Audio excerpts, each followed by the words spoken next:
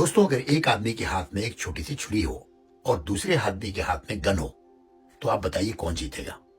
जाहिर है, जिसके हाथ में पिस्तौल है वो पिस्तौल से एक गोली मारेगा और उसको गिरा देगा। उसकी छुरी काम नहीं आएगी।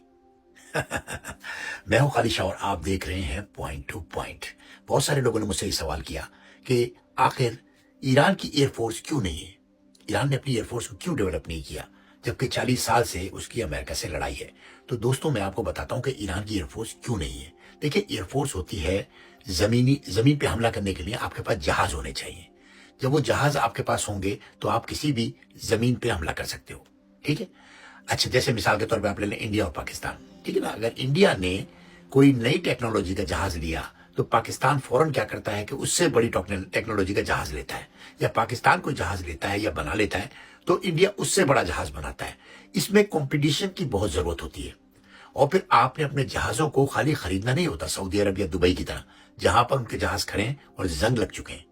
उनके जहाज यानी खत्म हो गए और उसको ना कोई तेल सर्विस होती है उसकी, ना कोई सर्विस करता है, ना कोई उसको चलाता है।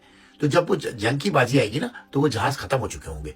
लेकिन सऊदी अरब, दुबई, कुवैत, कतर, ये लोग इसको बर्दाश्त कर सकते हैं क्योंकि इसकी मेंटेनेंस पे लाखों डॉलर लगता है। इंडिया पाकिस्तान के लिए तो ये बात ठीक है क्योंकि वो कंपटीशन कर सकते हैं एक दूसरे से ना।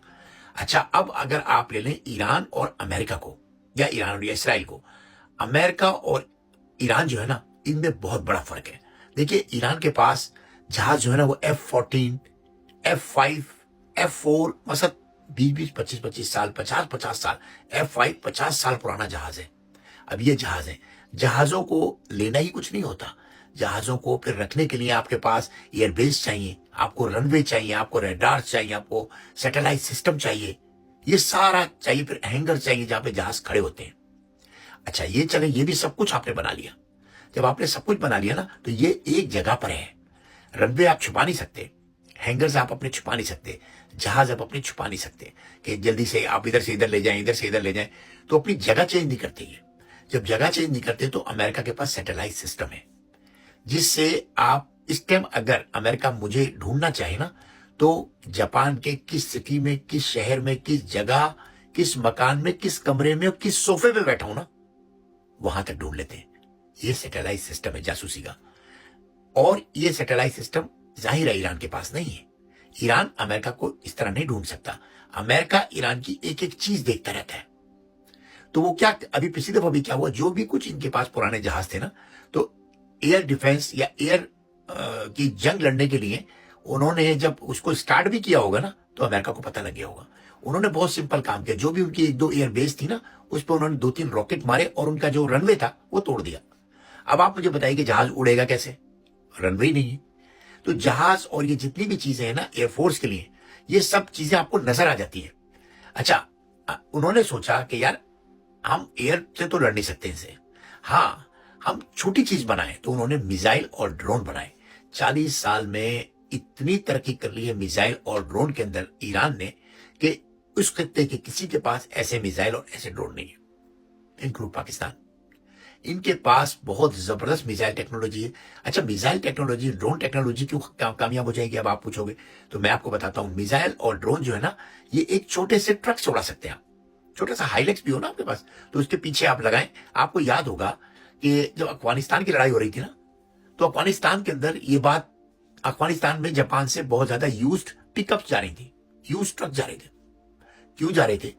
जो ट्रक $3,000 का बिकता था वो $10,000 का खरीदते थे, इसलिए कि वो लोग उसके ऊपर अपना मिसाइल सिस्टम, अपना ड्रोन सिस्टम फिट करते थे और वहां से चलाते थे। फिर उस ट्रक को कहीं और ले जाते थे।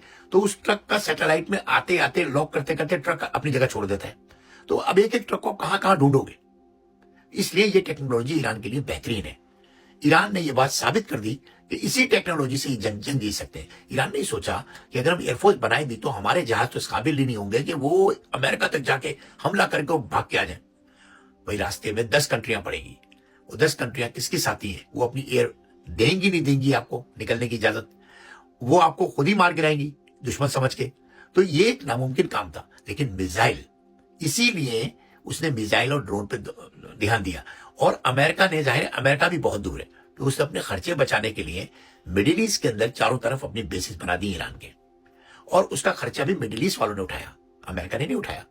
आज भी जो फौज जहां पर है ना, जैसे जापान में जो फौज है ना, पूरी फौज की तनख्वाह अमेरिका नहीं देता, जापान देता है।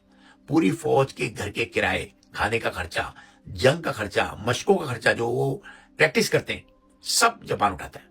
इसी तरह सारा खर्चा मिडिल ईस्ट वाले, दुबई, बहरीन, कतर, कुवैत, ये उठाते हैं, सऊदी अरब, उनके कंधों पे पांव रख के अमेरिका के ऊपर गन तानी हुई है। इसीलिए ईरान ने कहा था कि हमारे पे जो हमले होंगे, जाहिर है अमेरिका से तो होंगे नहीं, करेगा अमेरिका, यानी अमेरिकन बेस जो हमारे आसपास है, तो हम खबरदार करते हैं। जंग से पहले ईरान ने कहा था अगर हम पे यहां से हमला हुआ तो हम वहां पे हमला करेंगे। लॉजिक बनती है ना। तो ईरान का यह फैसला बिल्कुल ठीक था कि मिसाइल और ड्रोन पे ध्यान दो। तो ईरान ने अपने दुश्मन को समझ लिया था कि मेरा दुश्मन जो है ना, वो मुझसे किस तरह लड़ेगा और मैं उसको कैसे जवाब दे सकता हूं। अब मसला यह है कि ईरान के पास हजारों नहीं लाखों मिसाइल हैं, क्योंकि मिसाइल छोटी चीज है, ड्रोन छोटी चीज है, ये 2 बाई 2 मीटर में बन जाता है, तो मटेरियल भी कम लगता है और उस पर खर्चा भी बहुत कम आता है और बन भी जल्दी जाता है। अब जिस तरह अमेरिका के पास अभी जो है लड़ने का जो असला है ना, वो खत्म हो गया है।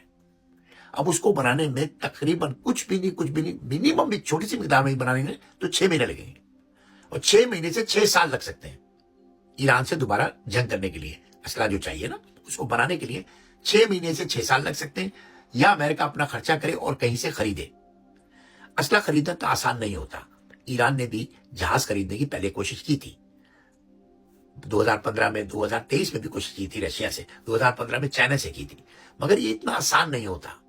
अभी तक कोई डिलीवरी नहीं हुई, क्योंकि जहाज बनाने के लिए, ये फाइटर जेट बनाने के लिए टाइम चाहिए होता है। जब ऑर्डर मिलता है, फिर मटेरियल जमा होता है, फिर उसको बनाया जाता है, तो उसके अंदर 3-4 साल लग जाते हैं एक जहाज की डिलीवरी में। तो ये सब कुछ देखते हुए जो फैसला ईरान ने किया, बेहतरीन फैसला किया। अमेरिका इस टाइम जो जंग रोका हुआ है ना, वो इसलिए रोका हुआ है और पाकिस्तान की मदद से रोका हुआ है। पाकिस्तान ये काम ईरान के खिलाफ अमेरिका के हक में ये जंग रुकवा चुका है। जंग रुक जाना बहुत अच्छी बात है, ये खुशहाल बात है। जंग कभी नहीं होनी चाहिए दुनिया में, किसी मुल्क के किसी, मैं तो कहता हूं इसराइल पर भी हमला नहीं होना चाहिए, क्योंकि मरने वाला एक आम शहरी होता है।